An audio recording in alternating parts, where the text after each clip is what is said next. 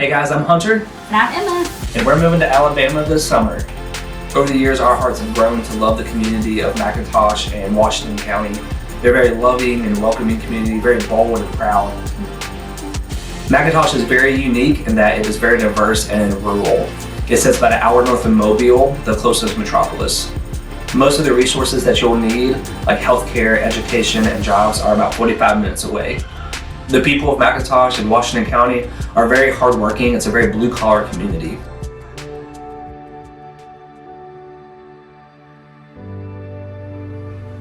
Emma and I have had the privilege to get to know a very specific people group in this area called the Moa Choctaws. This unrecognized Native American group has often faced oppression and neglect since their refusal to be a part of the Trail of Tears. Because of a lack of resources and the historical oppression, you'll find that people often struggle with issues that you would find in the inner city. Things like addiction, mental health, broken families, and poverty. God has called us to share the hope of Jesus in those dark moments, but also to equip those who already know Jesus, enabling them to share that same hope with their neighbor. We believe that this is done through intimate relationships and intentional discipleship. If you look at the early church, they didn't have weekly programming. They just hung out with each other. They spent time at each other's dinner tables, they went fishing, hung out in each other's living rooms. It's all consuming. You're growing with each other. You can fall together, you can get back up together, and people are just drawn to that. It's something that brings other people in just organically. I think about one of our early campers. She hung out all the time. If there was something going on or if there wasn't, you could catch her there. And this past year, whenever we did sports camp, she not only was a part of the staff for camp, she actually did all of the curriculum that was used for the devotions across the whole week. Also during that week, we spent some time in her living room just having a conversation, and it was one that led to life and freedom from some things. And since then, she's been telling us about people she's just been sharing that with, and they have followed in her footsteps. A lot like Paul says, imitate me as I imitate Christ. That's exactly what she's doing. As Emma and I have been praying about what tangible ministry looks like in McIntosh, we have found that God's asking us to do two things.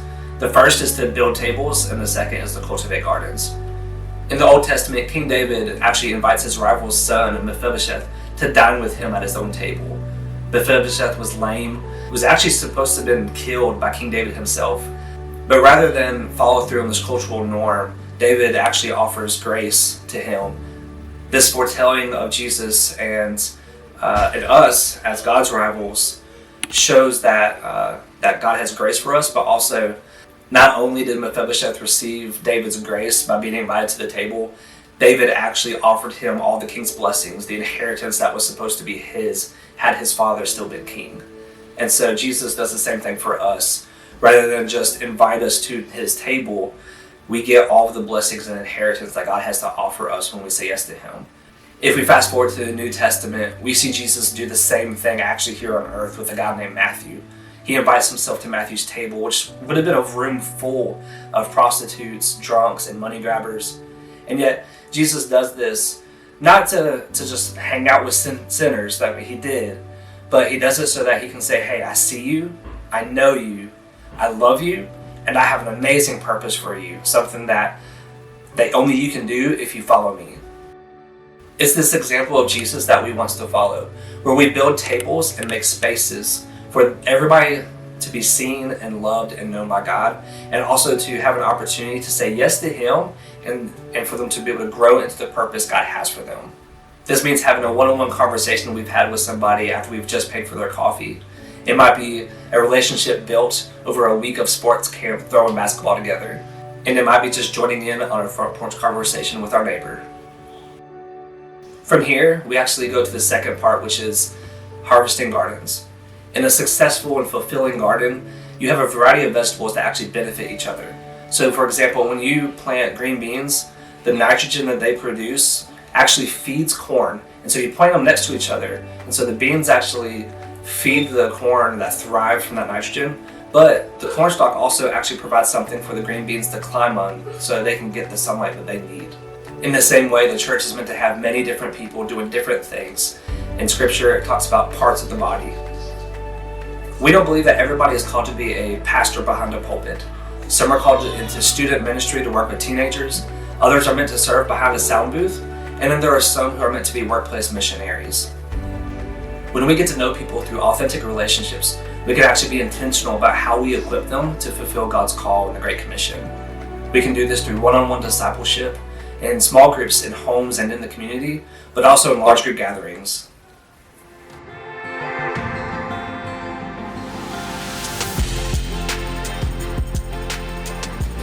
There are 3 ways to get involved. You can show up, support, or sow seeds.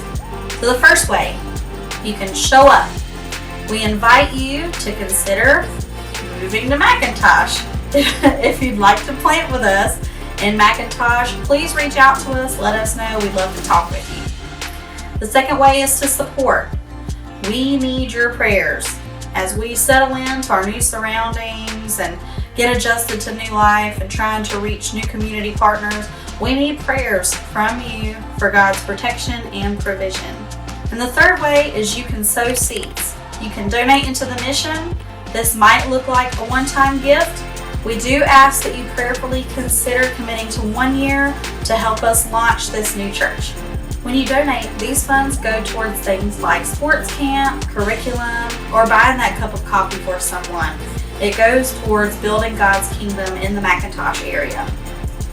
To learn more, you can find out by visiting our Facebook or Instagram page, Harvest Church Alabama, or you can email us at harvestchurchalabama@gmail.com. We hope that you'll support Harvest Church in McIntosh, Alabama, and that you'll share with your friends and family. Thank you again for your support of Emma and I in the past, and we hope that you will continue to do that and be a part of Harvest Church.